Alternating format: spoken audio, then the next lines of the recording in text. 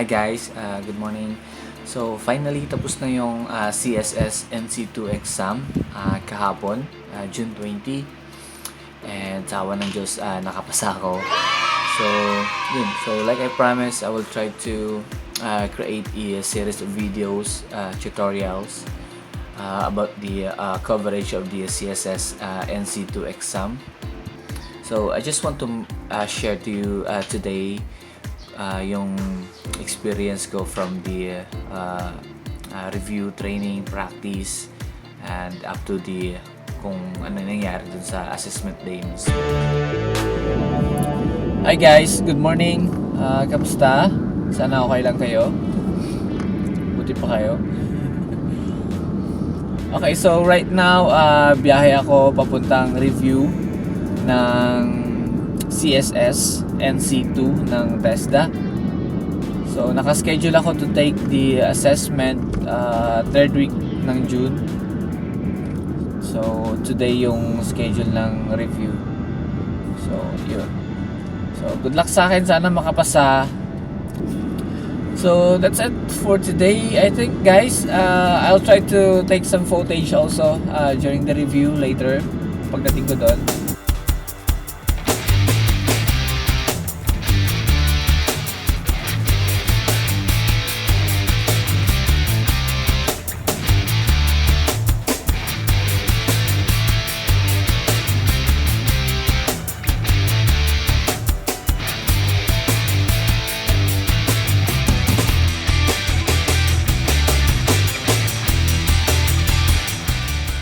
Guys, bali tapos na yung demonstration, tapos na yung lecture.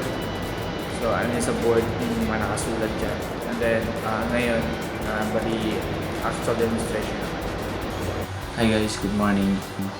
Today is the assessment day for the TESDA NC2. So medyo ready na ako at saka medyo maaga pa. So then what I have here is my UTP cable. Nagpaano ko ng sarili ng UTP. Tapos syempre meron akong crimping tool, sariling land tester, at saka RJ45. So, yun. So, yung assessment, naka-schedule siya 8 AM. So, siyempre babahay pa kasi bataan pa yun. Kaya medyo maga. So, good luck sa mga makapasa.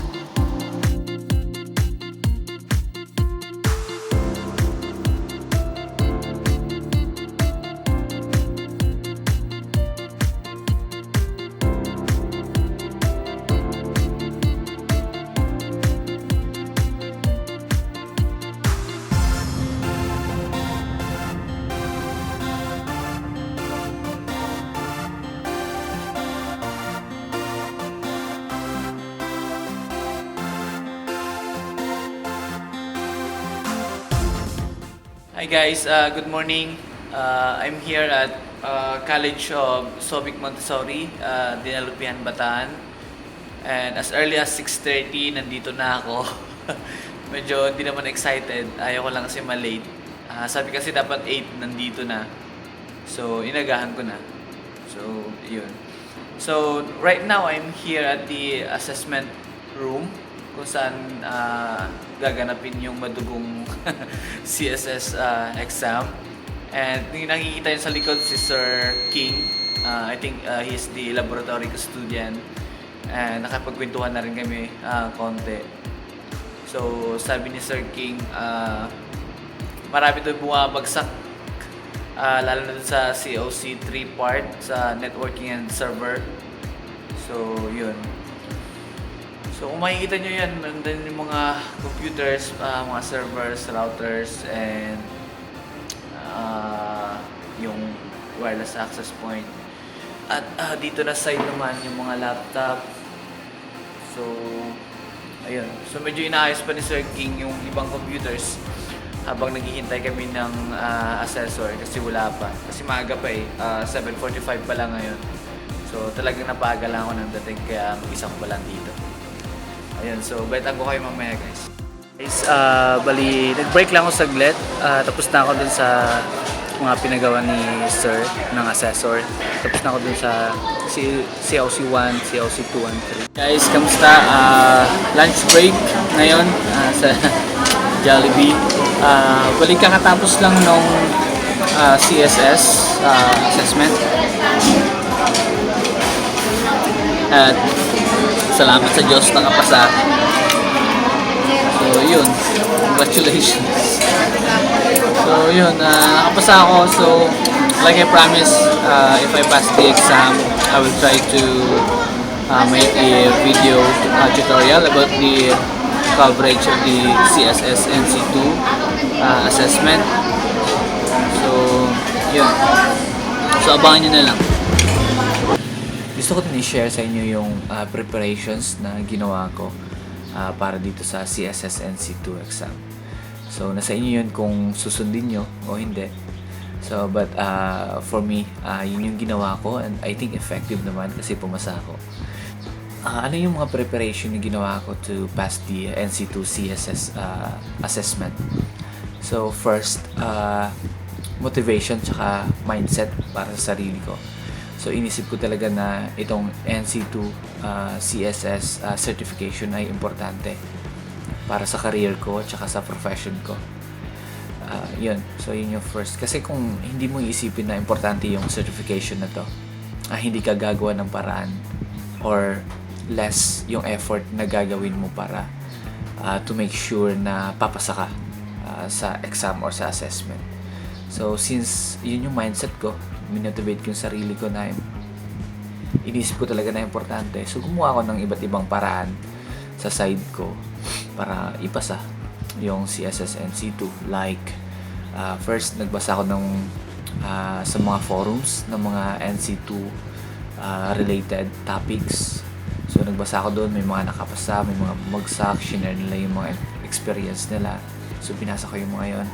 Then, syempre, nag-Google and nanood ng videos, tutorials sa YouTube about certain topics na kasama dun sa CSS NC2 exam. Although, may experience na ako dun sa field and dun sa topics na included sa assessment. May experience na ako dun hands-on sa trabaho ko dati. Pero, yun, gusto ko kasi makasigurado. So, nanood pa rin ako ng mga videos, nagbasa. So, just to make sure na sigurado ako dun sa gagawin ko. And then, nag-attend din ako ng review or training dun sa Gordon College kasi sa kanila ako naki-connect. Sumabay ako dun sa batch ng students nila to take the CSS NC2 exam. So, nag-conduct sila ng training at syempre practice talaga. So, after ko nag-gather yung mga information na yon, tsaka sure na ako dun sa mga dapat kong gawin, dapat ko aralin. So, next ko na ginawa, practice. So, dito sa bahay, sa computer ko, lalo na dun sa part na pag-create ng Windows 7 installer bootable USB. Kasi gamit dun is disk part. Hindi ka allowed to use the third-party softwares like Rofos, something like that. So, sinaulo ko yung commands and then pinractice ko, gumawa ko ng I think 3 USB na bootable USB gamit yung disk part utility, and yun, I make sure ko na gumagana yung USB, nakapag-format ako, and then ulit-ulit din ako nag-format ng Windows 7 tsaka ng server 2008 R2 kasi yun yung server na gamit doon. Nag-add ng rules, nag-configure ng rules, although alam ko na mga yun, familiar na ako sa mga rules na yon. So, pero just to make sure lang talaga, pinractice ko pa rin at saka paulit-ulit hanggang sa ma-master ko na siya.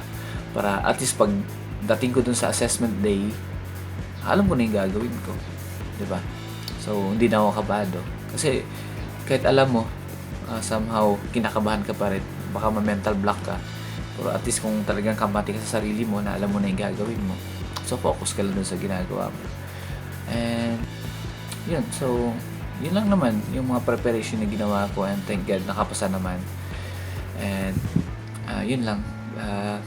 The best na advice siguro, the last advice siguro na may bibigay ko is huwag maging tamad at saka huwag masyadong kampante.